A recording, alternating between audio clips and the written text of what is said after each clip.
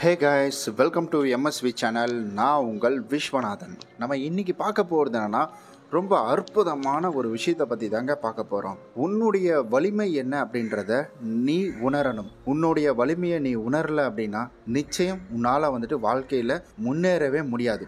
இப்போ இருக்கிற காலகட்டத்தில் உன்னால் வாழ்க்கையில் நகர்ந்து போகவே முடியாது. அந்த அளவுக்கு இப்போ இருக்கிற சூழ்நிலை அப்படின்றது இருக்குது.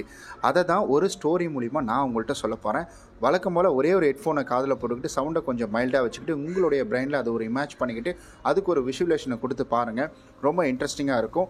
அதே போல் இந்த வீடியோவை யாருக்கு ஷேர் பண்ணால் நல்லா இருக்குமோ அவங்களுக்கு இந்த வீடியோவை ஷேர் பண்ணி கொடுங்க. மறக்காமல் சப்ஸ்கிரைப் பண்ணி என்ன கொஞ்சம் மோட்டிவேட் பண்ணுங்கள். அப்போ தான் நான் இன்னும் கொஞ்சம் நிறையா மோட்டிவேட்டட் ஆகி நிறையா மோட்டிவேஷனல் வீடியோவை கொண்டு வருவேன்.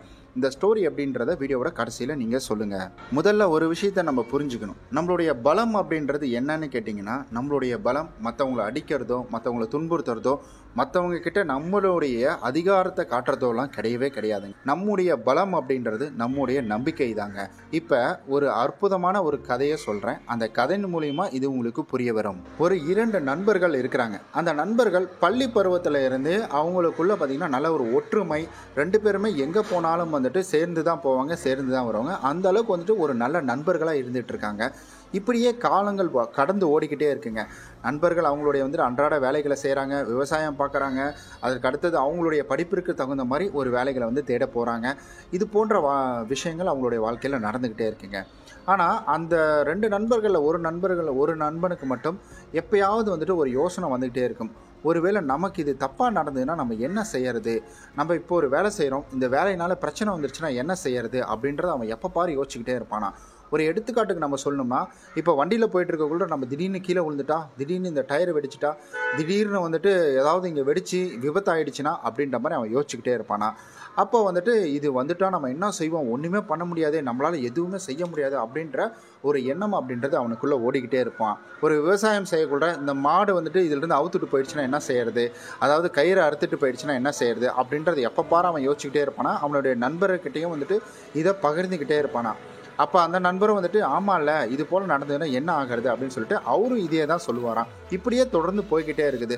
இவங்களுக்குள்ள ஒரு எண்ணம் என்னென்னா, நம்ம எந்த பிரச்சனையிலையும் மாட்டிடக்கூடாது, நமக்கு எந்த பிரச்சனையும் வரக்கூடாது, ஏன்னா நம்மளால் அந்த பிரச்சனையிலேருந்து வெளியிலேயே வர முடியாது அப்படின்ற ஒரு யோசனை. இவங்க ஒரு சொந்தக்காரங்க வீட்டுக்கு போகிறாங்க. அப்படி சொந்தக்காரங்க வீட்டுக்கு போயிட்டு வரக்கூட என்ன ஆகுது பார்த்திங்கன்னா, அவங்க நல்ல செல்வந்தராக இருக்கக்கூடியவங்க. அவங்க வீட்டில் நிறையா பணம் அப்படின்றது அங்கங்கே போட்டு வச்சுருவாங்க. அப்படி போட்டு வைக்கக்குள்ள இவங்க வீட்டுக்கு போகிறாங்க. அந்த பணத்தெல்லாம் பார்க்குறாங்க. அந்த பணத்தை பார்த்த உடனே இவங்க இந்த பணம் தொலைஞ்சி போச்சுன்னா ஒருவேளை நம்ம மேலே இவங்க பழிய போட்டாங்கன்னா அப்படின்ற ஒரு யோசனை அவங்களுக்குள்ளே வருதுங்க. இந்த யோசனை வந்தோடனே அவங்க என்ன செய்கிறாங்கன்னா, அந்த இடத்துலேருந்து இவங்க வெளியில் போயிடுறாங்க. வெளியில் போனதுக்கப்புறம் இவங்க பேசிக்கிட்டே போகிறாங்க. திடீர்னு அவங்களுடைய சொந்தக்காரங்க வெளியில் இது போல் 2 பேர்த்தையுமே கூப்பிட்டு, வீட்டில் இருந்த பணத்தை நீங்கள் யாரோ எடுத்துருக்கிறீங்க, யாரோ பணத்தை திருடிட்டீங்க அப்படின்னு சொல்லிட்டு இவங்க மேலே பழி சுமத்துறாங்க. ஆனால் உண்மையிலுமே இவங்க அந்த பணத்தை எடுக்கவே கிடையாது. இவங்களுக்குள்ள ஒரு பயம், பதட்டம், என்ன பண்ணுறதுன்னு தெரியல. எப்படா இவங்க சொல்லிட்டாங்களே, என்னடா பண்ணுறது அப்படின்ற ஒரு யோசனை. அதற்கு அடுத்தது, நாங்கள் பணம் எடுத்தோம் அப்படின்னு நீங்கள் எப்படி சொல்கிறீங்க? நாங்கள் பணம் எடுத்தோன்னு சொல்கிறதுக்கு உங்களுக்கு என்ன ஆதாரம் இருக்குது? எங்ககிட்ட பணம் இருக்கா, இல்லை நாங்கள் எடுக்கக்குள்ள நீங்கள் பார்த்தீங்களா, இல்லை வேறு ஏதாவது உங்கள்கிட்ட ஆதாரம் இருக்கா அப்படின்றத கேட்குறாங்க. இதை கேட்ட உடனே அந்த சொந்தக்காரங்க என்ன சொல்கிறாங்கன்னா, இல்லை வீட்டில் இருந்த பணம் காணோம் அப்படின்னு சொல்கிறாங்க. உங்கள் வீட்டில் நாங்கள் மட்டும்தான் இருக்கிறோமா? உங்கள் வீட்டில் வேலை செய்கிறவங்க இருக்கிறாங்க, உங்கள் வீட்டில் உங்களுடைய பசங்க இருக்கிறாங்க, உங்களுடைய ரிலேட்டிவ் இன்னும் நிறையா பேர் இருக்கிறாங்க, நீங்கள் அவங்கள போய் கேட்கலாம்ல, எங்களை என்ன கேட்குறீங்க அப்படின்னு சொல்லிட்டு இவங்க கோவமாக சத்தமாக பேச ஆரம்பிக்கிறாங்க. 2 பேருமே சொந்தக்காரங்க தான் நாங்கள் இங்கே வந்தோம், நீங்கள் இப்படி எங்களுக்கு பழி சுமத்துவீங்க அப்படின்றது தெரியாமல் போச்சுன்னு சொல்கிறாங்க. அப்போ திடீர்னு அவருடைய கணவர் அங்கேருந்து ஓடி என்ன சொல்கிறாருன்னா, இல்லைம்மா அந்த பணத்தை நம்முடைய பசங்க தான் எடுத்திருக்காங்க, சொல்லிட்டாங்க எங்கிட்ட அப்படின்னு சொல்ல.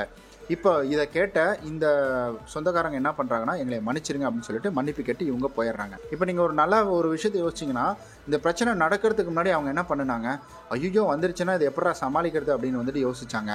ஆனால் இந்த பிரச்சனை வந்ததுக்கப்புறம் இவங்க எப்படி ஃபேஸ் பண்ணாங்க பார்த்தீங்களா? எப்பவுமே இயற்கையாக நமக்குள்ள திறமைகள் அப்படின்றது இருக்கும். அந்த திறமைகள் அந்தந்த நேரத்தில் அது வெளிப்படும். அதற்கான வாய்ப்புகளை நம்ம அமைச்சு கொடுக்கணும். அதுக்காக நம்ம ஒரு வீட்டில் போய்ட்டு பணம் எடுக்கிறதுக்கு அதுக்கு திறமையை வளர்த்துக்கிறது அப்படிலாம் கிடையாது. இது போன்ற நமக்கான திறமைகளை நம்ம எடுத்துக்கிட்டோம், அதாவது நம்ம அந்த சூழ்நிலையை அமைச்சுக்கிட்டோம் அப்படின்னா அப்போ நமக்கான திறமைகள் நம்மளை தேடி வரும் அப்படின்றத இந்த புத்த துறவி சொல்லி முடிக்கிறாருங்க. அதற்கடுத்தது அவன் கிளம்புறான், எனக்கு இதுவே போதும் அப்படின்னு சொல்லிட்டு அந்த வழிபோக்கன் கிளம்புறான். அப்போ அந்த புத்த துறவி, இருப்பா அமரு உட்காரு, இன்னும் முடியல அப்படின்னு சொல்லிட்டு இன்னொரு விஷயத்தையும் அவனுக்கு சொல்ல ஆரம்பிக்கிறாரு. அதாவது ஒரு மனிதன் தனியாக வாழ முடியுமா அப்படின்னு கேட்டிங்கன்னா முடியாது. ஆனால் அவனுக்குள்ள திறமைகளை அவன் வளர்த்துக்கணும். ஒரு பெரிய குளங்க, அந்த குளத்துல பார்த்தீங்கன்னா நிறையா மீன்கள் இருக்கும். அந்த நிறையா மீன்கள் இருக்கிற இடத்துல அங்கே இந்த ஊரில் இருக்கிற எல்லாருமே அங்கே வந்துட்டு மீன் பிடிப்பாங்க, அங்கே வலை போட்டு வச்சுருப்பாங்க, மீன் பிடிப்பாங்க, இதெல்லாம் வந்துட்டு செஞ்சுக்கிட்டு இருக்கிறாங்க. இப்படியே வந்துட்டு நாட்கள் போயிட்டுருக்கு. அந்த குளத்தில் இருக்கிற மீன்கள் எல்லாம் மக்கள் எல்லாமே பிடிக்கிறாங்க, அவங்க சமைச்சு சாப்பிட்றாங்க, இப்படியே வந்துட்டு போயிட்டே இருக்குது. இப்படி போயிட்டு இருக்கக்குள்ள அந்த குளத்தில் 2 மீன், அப்பா மீன் அம்மா மீன் இருக்கிறாங்க. அவங்களுக்குன்னு பார்த்தீங்கன்னா ஒரு குட்டி மீன் அப்படின்றது பிறக்குதுங்க. அந்த மீன் பிறக்கக்குள்ள இவங்களுக்கு ஒரே சந்தோஷம், நமக்கு ஒரு குழந்தை பிறந்துடுச்சு அப்படின்ற ஒரு சந்தோஷம் இவங்களுக்குள்ள தாங்க முடியல. ரொம்ப சந்தோஷமாக இவங்க என்ன செய்கிறாங்கன்னா அந்த மீனை ரொம்ப பாசமாக பார்க்குறாங்க. முதல்ல முட்டை வைக்கும், அதுக்கப்புறம் தானே வந்துட்டு அதுலேருந்து குட்டி வரும். அந்த மாதிரி சமயத்தில் இவங்க நல்லா பாசமாக பார்த்துட்ருக்குறாங்க. ஒரு காலம், அதாவது அந்த குட்டி அதிலிருந்து வெளியில் வர்றதுக்கான ஒரு காலம் அப்படின்றது வருது. அதே போல் அந்த முட்டையிலேருந்து அந்த குட்டியும் வெளியில் வருதுங்க. அது வெளியில் வந்த உடனே இவங்களுக்கு ஒரே சந்தோஷம், தன்னுடைய குழந்தைய பார்த்துட்டோம், தன்னுடைய குழந்தை நமக்கு கிடைச்சிருச்சு அப்படின்ற ஒரு சந்தோஷத்தில் இவங்க எல்லாம் ஜாலியாக வந்துட்டு சந்தோஷமாக இருக்கிறாங்க. அப்போ திடீர்னு ஒரு வலை அப்படின்றது உள்ளே வருதுங்க. உள்ளே வந்த உடனே, ஏன்னா அப்பா மீனும் அம்மா மீனும் கொஞ்சம் பெருசாக தான் இருப்பாங்க, டக்குன்னு இந்த அப்பா மீன் அம்மா மீனை பார்த்தீங்கன்னா அந்த வலைக்குள்ளே மாட்டிக்கிறாங்க. இந்த குட்டி மீனும் சேர்ந்து தான் மாட்டுது. ஆனால் அந்த வலையினுடைய வந்துட்டு கேப் ரொம்ப பெருசாக இருக்குது இந்த குட்டி மீனுக்கு. அப்போ என்ன ஆகுது பார்த்தீங்கன்னா, இந்த குட்டி மீன் அந்த வலையிலேருந்து வெளியில் வந்துடுது. ஆனால் துரதிர்ஷ்டவசமாக அந்த அம்மா மீனும் அப்பா மீனும் அந்த வலையோடு போயிடுது. இதை பார்த்த குட்டி மீனுக்கு ரொம்ப அழுகாச்சியாக வருது. எப்படிடா நான் வந்துட்டு இது பண்ண போகிறேன், எங்கள் அம்மா எங்கள் அப்பாவை பிடிச்சிட்டு போயிட்டாங்களே, எங்கள் அம்மா அப்பாவை இப்போ தானே நான் பார்த்தேன் நான் அப்படின்ற மாதிரி இந்த குட்டி மீன் வந்துட்டு அழுக ஆரம்பிக்குதுங்க. இதை பார்த்து அவங்க அம்மா அப்பாவுக்கு என்ன பண்ணுறதுனே ஒன்றுமே புரியல. அப்போ என்ன ஆகுது பார்த்தீங்கன்னா, இந்த குட்டி மீன் 1 நாள் 2 நாள் 3 நாள் இப்படி நாட்கள் கடந்து போய்கிட்டே இருக்குது. அந்த குட்டி மீன் தண்ணியில் நீந்த தெரியாமல் செத்து போகலை, அந்த தண்ணியில் நீந்த ஆரம்பிச்சு. அந்த மீனுக்கு யார் சொல்லிக் கொடுத்தா தண்ணியில் நீந்தறதுக்கு? அவங்க அப்பா அம்மாவே இல்லை, வேற யார் அந்த மீனுக்கு சொல்லி கொடுத்துருப்பா? ஏன்னா அந்த மீனுக்கு தண்ணியில் நீந்தக்கூடிய தன்மை அப்படின்றது இயல்பாகவே இருக்கக்கூடியது. அதுதான் நம்முடைய மனிதர்களுக்கும் வாழ்க்கையில் போராட்ட குணங்கள், அதாவது வந்துட்டு வாழ்க்கையில் போராடி முன்னேறதுக்கான வந்துட்டு இயல்பாகவே நமக்குள்ளே இருக்குது. ஏன்னா நம்ம எல்லாமே போராடி தான் அந்த காலத்தில் நம்ம வேட்டையாடி சமைச்சு சாப்பிட்டோம். அன்றாட உணவுகளை நம்ம சாப்பிட ஆரம்பித்தோம். இருட்டில் நம்ம வாழ ஆரம்பித்தோம். எப்போவுமே நம்ம வந்துட்டு ஒரு அலர்ட்டாக இருந்துக்கிட்டே இருந்தோம். ஏன்னா அப்போல்லாம் நம்ம இருட்டில் இருந்தோம், குகைக்குள்ளே இருந்தோம், பூச்சி வரும், அந்த பயம் இருக்கும்.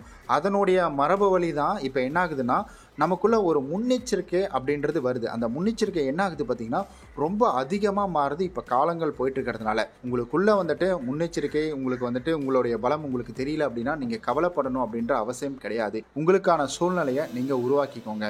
நீங்கள் எதில் பயப்படுறீங்களோ அதை நீங்கள் ஃபேஸ் பண்ணுங்கள். எந்த விஷயங்கள் உங்களுக்கு வந்துட்டு தடையாக இருக்கோ அதை நீங்கள் எதிர்கொள்ளுங்க. இதெல்லாம் நீங்கள் எதிர்கொண்டீங்கன்னா மட்டும்தான் உங்களால் லைஃப்பில் முன்னேற முடியும். நம்முடைய மனிதர்களுக்கு எதுவுமே சொல்லிக் கொடுக்கணும் அப்படின்ற அவசியம் கிடையாதுங்க. அதே போல் இந்த மீனுக்கும் சொல்லிக் கொடுக்கணும் அப்படின்ற ஒரு அவசியம் கிடையாது. ஒரு பூனைக்கு சொல்லிக் கொடுக்கணும் அப்படின்ற அவசியம் கிடையாது. ஒரு சிங்கத்தினுடைய குணம் என்ன? வேட்டையாடுறது தான். அதுக்கு வேட்டையாட சொல்லிக் கொடுக்கணும் அப்படின்ற அவசியம் கிடையாது. அதனுடைய இயல்பு அது அப்படி தான் வந்து வேட்டையாடி சாப்பிடும். எப்படி வேட்டையாடணும் அப்படின்றத அவங்களுடைய அம்மா அப்பா சொல்லிக் கொடுக்கணுமோ தவிர, ஆனால் வேட்டையாடுறது தான் உன்னுடைய குணம் அப்படின்றத அவங்க அம்மா அப்பா சொல்லிக் கொடுக்கணும் அப்படின்ற அவசியம் கிடையாது. ஏன்னா அதனுடைய மரபுலையே இருக்குது. அதே போல் மனிதனுக்கு உங்களுக்கு ஒரு விஷயத்தை சொல்லி கொடுத்து உன் வாழ்க்கையில் நீ இப்படி தான் இருக்கணும் அப்படின்றத சொல்லிக் கொடுக்கணும் அப்படின்றது கிடையாது. உங்களுக்குள்ள எல்லா திறமைகளும் இருக்குது, எல்லா வகையிலும் எல்லா திறமைகளும் இருக்குது.